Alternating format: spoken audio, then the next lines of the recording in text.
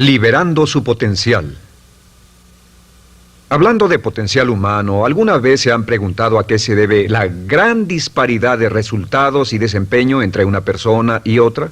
Una persona que percibe $250,000 anuales no es 10 veces más astuta ni mejor que una persona que percibe $25,000 anuales. ¿Por qué la diferencia de 10 veces sus ingresos? Y si tomamos a una persona que percibe $2,5 millones al año, ¿será esa persona 100 veces mejor, más astuta que la persona que gana $250,000? Imposible. En un estudio reciente de coeficiente intelectual probaron a 1,000 personas de una cierta población y llegaron a la conclusión de que la mejor persona entre los 1,000 solo era 2,5 veces más astuta que la persona de menor coeficiente intelectual. Solo 2,5 veces la disparidad, y tal vez eso sea con toda la población. ¿A qué supone que se debe la diferencia? Al hablar de potencial humano, llegamos a una fórmula que deduje hace algunos años. Tal vez eso lo explique un poco. La fórmula comienza con lo que llamamos AI. O sea, atributos innatos, las cualidades, la inteligencia, la habilidad, el temperamento, cosas con las que se nace que no pueden cambiarse mucho. Además de los atributos adquiridos.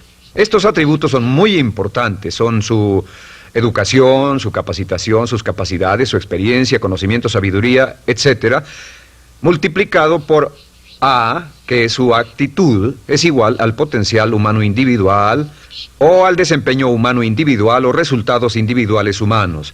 Ahora, de estos tres, los atributos innatos se traen desde el nacimiento. Los adquiridos pueden cambiarse, pero se necesita cierto tiempo para ello, aunque a veces cambiamos muy rápidamente. Cierta información valiosa puede cambiar dramáticamente su eficacia, pero las actitudes pueden aumentarse o disminuirse dramáticamente en segundos. Cada vez que mejoramos nuestra actitud, multiplicamos todas nuestras capacidades. Una actitud ha sido llamada acertadamente el lenguaje más importante del ser humano, la palabra más importante del idioma en el humano. Todo lo que hacemos en la vida, según un estudio en Harvard entre estudiantes ejecutivos, será en un 85% de actitudes.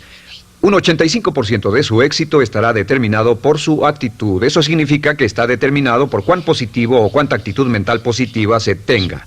Las personas con actitudes mentales positivas tienden a avanzar más rápidamente, se mueven hacia la cima en organizaciones valiosas, ganan más dinero, sacan más satisfacción de la vida. Una actitud mental positiva no significa que baile por las calles y arroje flores. Solo significa que tome una actitud constructiva en general o se aproxime hacia su trabajo, su vida, sus problemas, relaciones, etc. Según el informe Cox de las empresas americanas, según la revista Success, un 85% o más de todo lo que se logra se debe a la actitud. Y la pregunta es, ¿de dónde vienen las actitudes? Las actitudes vienen de las expectativas. Muy simple, ya hablamos de eso. Y una forma muy poderosa de mejorar su actitud instantáneamente es decir, aunque no lo crea, pienso que algo maravilloso va a ocurrirme hoy. Como dijimos antes, nuestras expectativas sobre los desenlaces determinan nuestra actitud. Si espera que las cosas salgan bien, tendrá una actitud positiva. Si espera que salgan mal, tendrá una actitud negativa. Y lo maravilloso es que podemos fabricar nuestras expectativas. Podemos esperar lo que deseamos. Podemos esperar cosas buenas, cosas malas, y no nos decepcionaremos. ¿De dónde surgen nuestras expectativas? Nuestras expectativas surgen de nuestras creencias y de nuestros valores. Son el centro de los factores motivacionales de nuestra personalidad, nuestras creencias, y esto nos conduce a un entendimiento del potencial humano. Significa básicamente que nuestra actitud es una expresión externa de lo que está ocurriendo internamente, y esto es consistente con las leyes mentales. Con respecto a las creencias, cada uno de nosotros tiene muchas creencias en el fondo que los psicólogos llaman los conceptos propios. El concepto propio, o su descubrimiento, es considerado por muchos como el logro único y más importante para comprender el desempeño humano en el siglo XX. Yo estoy de acuerdo. El concepto propio es como, si queremos usar una analogía militar, el centro de mando. O si queremos usar una analogía técnica, es el programa central de su computadora básica. Es un grupo de creencias, valores, actitudes, sentimientos, ideas, etcétera, almacenadas en el fondo de nosotros y son el resultado de casi todas las experiencias que hemos tenido en la vida. Y algunos investigadores dicen que el concepto propio comienza a formarse aún antes del nacimiento, pero el concepto propio, una vez colocado, Precede, predice y determina sus niveles de eficacia y desempeño en todas las áreas de nuestra vida. El concepto propio se convierte en el centro de mando o el programa maestro. El concepto propio de este grupo de creencias determina lo que dirá, lo que hará, cómo actuará, cómo se siente y reacciona, etc. ¿Qué significa esto? Significa que todas las mejoras en su vida externa, todos los cambios en su realidad comienzan con un cambio en su concepto propio. Les voy a explicar lo que significa. Esta es una gráfica muy simple. Hablamos de potencial humano y decimos que la persona promedio usa un 10% o menos de su potencial. Según investigaciones, tal vez es mucho menos. El Instituto Stanford Brain en Santa Clara, California, estima que tal vez se aproxime a un 2%. Seremos generosos y diremos que la persona promedio usa un 10%. Significa que en los mejores casos, la mayoría, como usted o yo, no usamos un 90% de nuestro potencial. Uno de los mejores filósofos, Oliver Wendell Holmes, dice que la tragedia de la persona promedio es que llegan a la tumba con su música aún por dentro. Aún están funcionando con mucho menos de su potencial total. Y esto es el potencial humano. Sabemos que existe una relación directa entre el potencial humano y el concepto propio. Pero como nuestros conceptos propios o nuestras estimaciones de nosotros mismos generalmente son mucho menores de lo que debieran ser, nuestro nivel de desempeño y eficacia también es menor. Sabemos que nuestro concepto propio es altamente subjetivo. ¿Qué significa esto? Significa que el concepto propio, lo que pensamos que es cierto sobre nosotros mismos, no está basado en la realidad, está basado en información que hemos tomado y aceptado como cierto, hasta el grado en que creemos lo que sea de nosotros mismos y se vuelve cierto para nosotros porque actuamos de una forma consistente con ello. Algunas personas que leen sus horóscopos y creen en horóscopos predicen su futuro. Hay algunas personas que toman la crítica y las opiniones de otros a quienes ni siquiera respetan y hacen suyas esas ideas, dando un resultado muy negativo. Lo que piense, lo que acepte como cierto, se vuelve cierto para usted. También sabemos que como adultos tenemos una variedad de conceptos propios. Tenemos un concepto propio de cómo vestirnos, cuánto pesamos, lo que comemos, lo bien que podemos hablar en público, qué tipo de padres somos, qué tipo de hijos somos con nuestros padres, qué tipo de esposo o esposa somos, qué tipo de amante, de conductor. Lo interesante de manejar es que todos los hombres tienen un concepto muy positivo con respecto a esto. Las mujeres no entienden esto, pero los hombres nacen con un genio inherente para manejar. Todos los hombres son choferes excelentes. Si no lo creen, todo lo que tienen que hacer las mujeres que están viendo esto es pensar en la última vez que trataron de corregir la forma de conducir de un hombre y recordarán que no obtuvieron buenas respuestas. ¿Cómo respondemos ante alguien que desafía nuestro concepto propio, sugiriendo que no somos las personas que pensamos ser? Estamos a la defensiva, nos enfadamos, nos irritamos, es difícil que nos traten.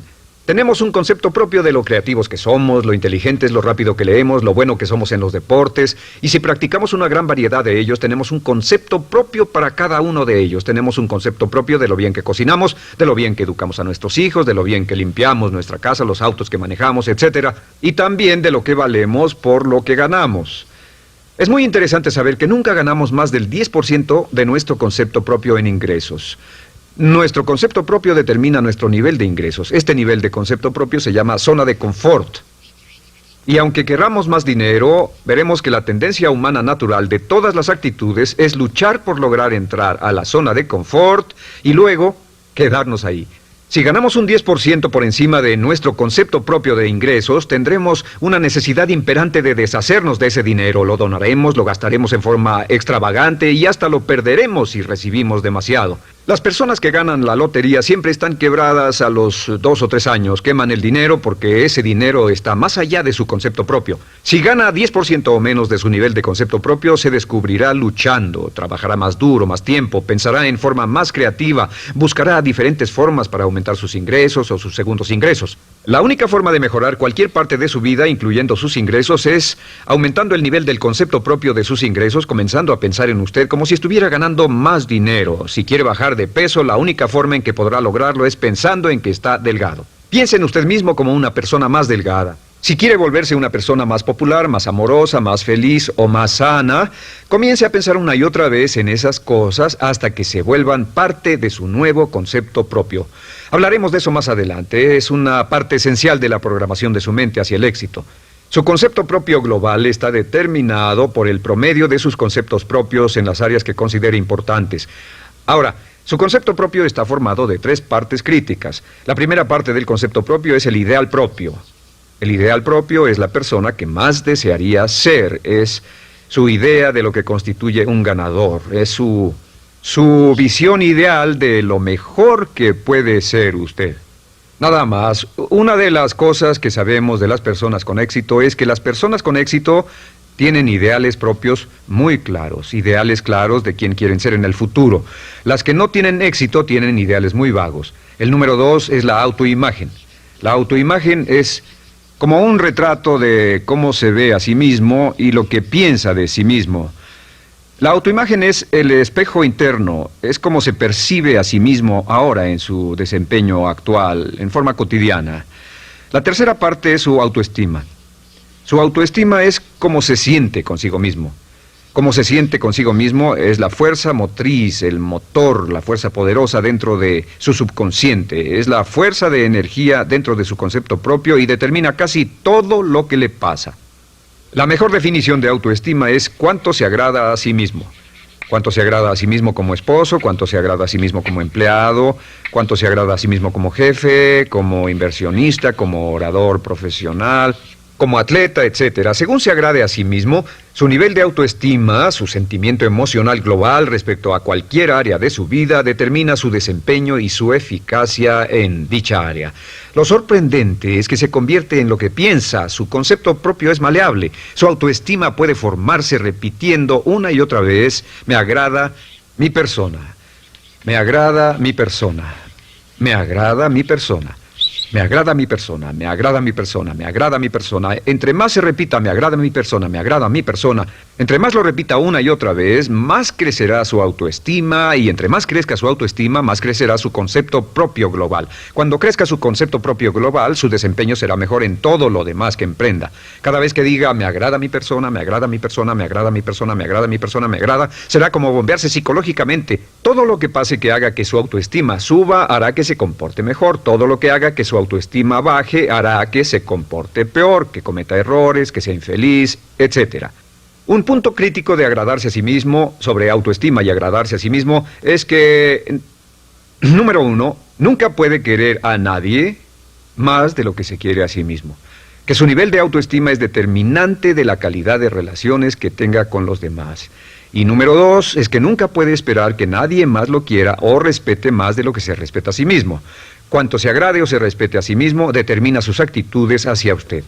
Todas las escuelas de psicología actualmente están de acuerdo en el hecho de que depende de lo que usted realmente se quiera y se respete a sí mismo como un ser humano valioso e importante, tiene efecto sobre todo lo que le pase. Cuánto se agrade a sí mismo, y lo que puede hacer es mejorar su autoestima diciendo: me agrada mi persona, me agrada mi persona, me agrada mi persona, me agrada mi persona.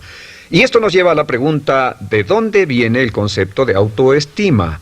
Y descubrimos que el concepto propio es maleable, puesto que no nace con este concepto propio, no nace con ninguna idea sobre sí mismo, no nace con autoimagen ni autoestima.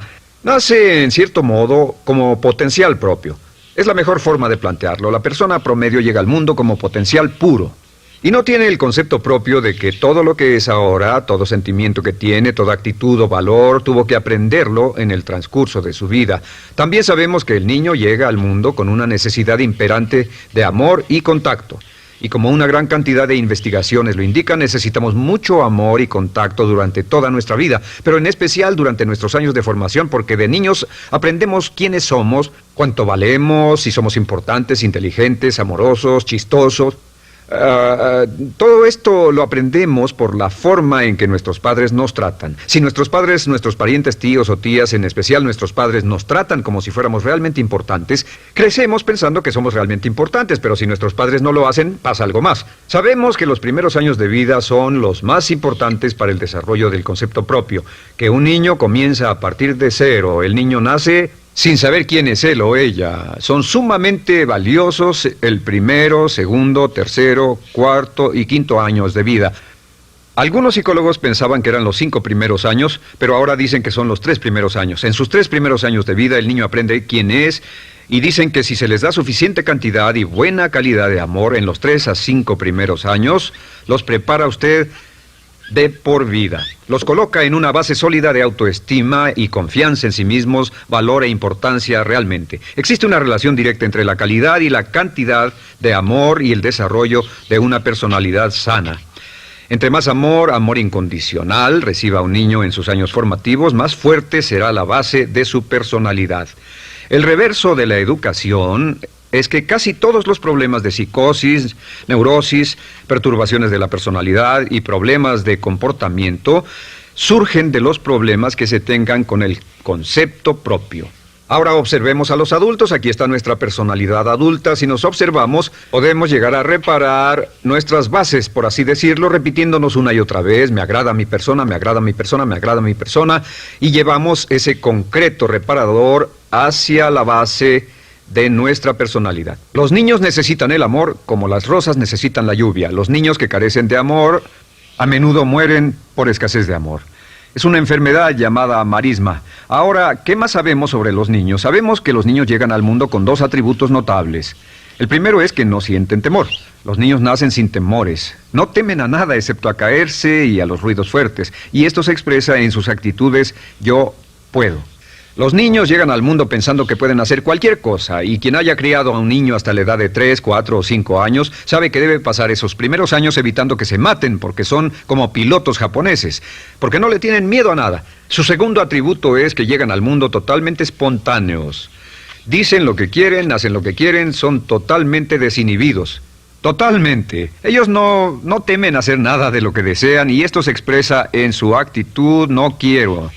No tengo que hacerlo. Si ha tratado de controlar a un niño, lo habrá visto. Lo primero que dicen cuando comienza a darle órdenes, lo primero que aprenden es: no tengo que hacerlo. Claro, a veces cambiamos sus mentes de una u otra forma, pero estos son los dos atributos con los que los niños llegan al mundo. Llegan al mundo sin temores y desinhibidos. ¿Qué significa esto? Significa que nuestro derecho innato natural es no ser temerosos y ser desinhibidos.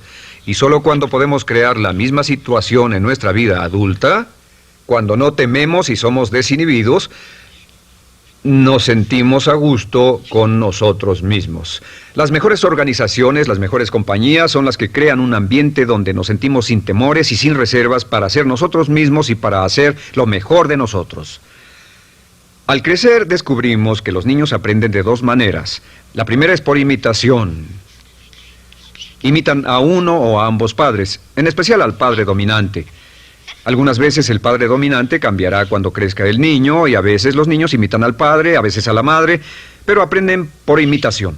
Muchas características y hábitos que tenemos como adultos los aprendimos de nuestros padres. ¿Alguna vez ha tenido la ocasión de gritarle o reñirle a uno de sus hijos? Verá que le dice las mismas cosas que le dijo su padre a usted cuando era niño.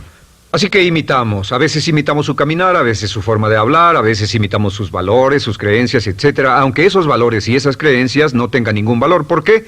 Porque nuestros padres eran así cuando nosotros éramos niños. La segunda forma en que aprendemos es pasando de la incomodidad, lo que no se siente bien, hacia la comodidad. Freud llamó a esto el principio del placer. O sea que nos movemos hacia aquello que nos hace sentir cómodos, lo que nos da placer, lo que nos hace sentir bien con nosotros. Nos movemos de la incomodidad hacia la comodidad. Así es como aprendemos a no mojar el pañal, por ejemplo. Sabemos que no es agradable caminar con popó o pipí en nuestros pañales. Vemos lo que hacen nuestros padres, vemos lo que nuestros parientes hacen y decimos: estas personas no hacen lo que yo. Así aprendemos a caminar y lo demás. Así que de la incomodidad hacia la comodidad. Durante toda nuestra vida, por cierto, así es como aprendemos. Imitamos leyendo lo que otras personas hacen, estudiando libros y en el trabajo, imitamos cuando vamos a la escuela, y hacemos lo que nos da resultados positivos, lo que nos da refuerzos positivos, y hacemos cada vez menos las cosas que nos causan incomodidad o dolor. Ahora, muy temprano en la vida, como equivocación o como resultado de una equivocación que los padres cometen en la crianza, los niños comienzan a aprender hábitos y patrones negativos. Los patrones y hábitos negativos tienen sus raíces principalmente en la crítica destructiva. La crítica destructiva comienza muy temprano en la vida, a veces en los primeros meses. Y la crítica destructiva la usan los padres para dirigir y controlar a sus hijos. Desafortunadamente, tiene un efecto muy peligroso y dañino sobre nosotros, ya que la crítica destructiva tiende a minar la integridad de la personalidad del niño. Muchos de nosotros, incluyéndome a mí y a muchos de ustedes, nos hemos visto minados y heridos por la crítica destructiva más que todas las guerras en la historia. Ahora, como resultado de la crítica destructiva, comenzamos a desarrollar hábitos y patrones negativos. Los patrones de hábitos negativos son respuestas condicionadas hacia los estímulos. Los patrones de hábitos negativos se desarrollan en los inicios de la vida. Se desarrollan como resultado de una repetición del temor y el dolor una y otra vez. Se desarrollan como resultado de la crítica destructiva, el castigo físico, etc. En los inicios de la vida comenzamos a desarrollar dos manifestaciones que nos persiguen durante toda nuestra vida y más que ninguna otra cosa inhiben nuestro potencial. La primera es la llamada patrón de hábito negativo inhibido. El patrón de hábito negativo inhibido se aprende cuando al niño le dicen una y otra vez no. Aléjate de ahí, no toques eso, y se le castiga. Cuando el niño intenta algo nuevo, o se involucra con algo, o huele algo, o derrama algo, o rompe algo accidentalmente, el padre estalla y se enfada mucho. Como ven, el niño está impulsado por la curiosidad insaciable de explorar su mundo. Y lo que pasa es que cuando lo explora o se interesa y echa a perder algo, si el padre reacciona golpeando al niño, el niño comienza a pensar cada vez que intento algo nuevo, cada vez que intento algo diferente, cada vez que voy más allá de mis límites, cada vez que me salgo de mi zona de comodidad, cada vez que no juego sanamente, me golpean, me castigan, me lastiman, me envían a mi alcoba y me siento mal. Y muy pronto el niño desarrolla el sentimiento de no puedo, no puedo. No puedo. Cada vez que trato algo diferente, me castigan. No puedo, no puedo, no puedo. Es como la respuesta de Pavlov. Pavlov sonaba la campana y le daba de comer a un perro, y el perro salivaba, y Pavlov alimentaba al perro. Mientras sonaba la campana, el perro salivaba y siguió haciendo eso, y después Pavlov solo sonaba la campana y el perro salivaba. Lo que pasa en la vida adulta es que esto crea lo que llamamos temor al fracaso. El temor al fracaso es una respuesta condicionada a un proceso de crítica destructiva que ocurre en los primeros 5 o 6 años de la vida. El temor al fracaso automáticamente nos activa, nos sentimos ansiosos, tensos, intranquilos, sentimos presiones y estrés en nuestro plexo solar, sentimos ganas de retirarnos del evento, y el temor al fracaso es la razón principal por los fracasos en la vida adulta. Es la razón principal por la que evitamos cumplir plenamente nuestro potencial. De hecho, todos los patrones de hábitos negativos se experimentan en el cuerpo físico. Puedes saber cuál es un patrón de hábito negativo porque se siente en el cuerpo físico, precisamente. El patrón de hábito negativo inhibido, el temor al fracaso, el no puedo, ocurre primero que todo en el plexo solar. ¿Ha tenido la ocasión donde debe hablar frente a un grupo, debe ir a una revisión de su desempeño, o debe hacer una llamada determinante? Primero su plexo solar se aprieta. Si el temor continúa, su respiración se acelera. Su corazón comienza a latir apresuradamente, su frecuencia respiratoria aumenta y le duele la cabeza como migraña en la parte frontal, su garganta se le cierra y no puede hablar y se le seca la boca por completo, y como se pone tan tenso y asustado, va corriendo al baño. Estas son todas las manifestaciones. No hay peligro físico, pero sí peligro psicológico, una respuesta condicionada. Cuando sentimos estas cosas, la tendencia es retirarse de la situación que las ocasiona, y es la razón por la que no logramos mucho si retrocedemos. Es muy importante. El segundo patrón de hábitos negativos es el compulsivo. El patrón de hábito negativo compulsivo se aprende cuando a los niños se les dice una y otra vez: más vale que lo hagas. Si no lo haces, tendrás problemas o me las pagarás. A los niños se les convierte en recipientes del amor condicionado. Los padres no intentan hacer esto, pero lo que hacen es sugerirle al niño: no te amo, por lo tanto no estás a salvo, a menos y hasta que hagas lo que yo quiero. El niño crece sintiendo: tengo que hacer lo que quiera mi mamá. Debo complacerla, debo complacer a papá, debo complacer a los demás, debo complacer a mis parientes, y a veces debo complacer a mis semejantes, debo complacer a mis maestros, debo complacer a todo el mundo, y crecen con esto: debo. No puedo hacer lo que quiero hacer, debo hacer lo que complace a las demás personas. Este patrón de hábito negativo muy temprano en la vida se traduce en el temor al rechazo. El temor al rechazo lo experimentan los hombres como adultos como un comportamiento tipo A. Hablaremos del comportamiento tipo A posteriormente. El comportamiento tipo A es una necesidad compulsiva o excesivamente compulsiva de complacer de algún modo a alguien sin normas de comportamiento, prácticamente sin pensarlo. El temor al rechazo nos impulsa, nos hace muy sensibles a las necesidades de los demás. Hacemos cosas que otras personas quieren, no hacemos lo que nosotros queremos. Siempre estamos tratando de complacer a los demás, tenemos preocupaciones o nos importan las opiniones, sentimientos y actitudes de otros hasta el punto donde ocultamos nuestras necesidades. El temor al rechazo se siente en la columna del cuerpo. Se divide el cuerpo a la mitad y se siente hacia abajo en la mitad posterior del cuerpo. El primer lugar donde comienza a sentirse el temor al rechazo es generalmente en los hombros y el cuello. Nos sentimos entumidos, duros, tensos. Cuando tenemos mucho que hacer sentiremos un estrés tremendo en la columna. Los músculos se estiran en la parte posterior. A veces se manifestará como flebitis y venas varicosas y a menudo nos darán dolores de cabeza en la parte posterior de esta porque las arterias carótidas que llevan la sangre hasta la cabeza, los músculos a su alrededor se contraen y la cantidad de sangre que fluye hacia la cabeza fluye más lentamente y se siente un terrible dolor de cabeza en la parte posterior. Estos dos temores, los patrones de hábitos negativos compulsivos, el compulsivo y el inhibitorio, son resultado de la crítica destructiva, el gran destructor de la personalidad que nos persigue durante toda la vida. Y lo maravilloso de todo esto es que como son patrones de hábitos aprendidos, podemos olvidarlos. Podemos acabar con el temor al fracaso que nos detiene. Podemos acabar con el temor al rechazo que hace que hagamos cosas que complacen a los demás en vez de complacernos a nosotros, trabajando con nuestra propia autoestima. Porque existe una relación inversa entre la autoestima y el patrón de hábitos negativos. Porque entre más se agrade a sí mismo, menos teme al fracaso. Entre más se agrade a sí mismo, menos teme al rechazo. Entre más se agrade a sí mismo, menos temerá a cualquier cosa. Y si sigue repitiendo, me agrada mi persona, me agrada mi persona, me agrada mi persona una y otra vez, si sigue diciendo esto, con el tiempo su autoestima sube más y más y más y más y sus temores desde luego bajan. Cuando su autoestima sube, sus temores van en dirección opuesta. Ahora, ¿cómo enfrentar la crítica destructiva si debe criticar a otras personas? Pues eso es muy simple. Muchos padres nos han preguntado eso. ¿Cómo se controla a los niños? Una de las claves para controlar a los niños es dirigirlos para que hagan algo constructivo en lugar de hacer algo destructivo. Otra cosa que debe recordarse es que lo que quiere hacer es que quiere dar una crítica informativa, crítica constructiva, lo que significa que se les dice a los niños lo que pueden hacer o a los adultos lo que pueden hacer mejor. Todo el propósito de dar retroalimentación de cualquier tipo es mejorar el desempeño. Si es padre o si es jefe o si es una persona en una relación, si una persona está haciendo algo malo o inadecuado, todo el propósito de darles cualquier tipo de retroalimentación es para que puedan hacerlo mejor. Sin embargo, existe una relación directa entre la autoestima y la crítica destructiva. Cada vez que se critica a una persona, su autoestima baja.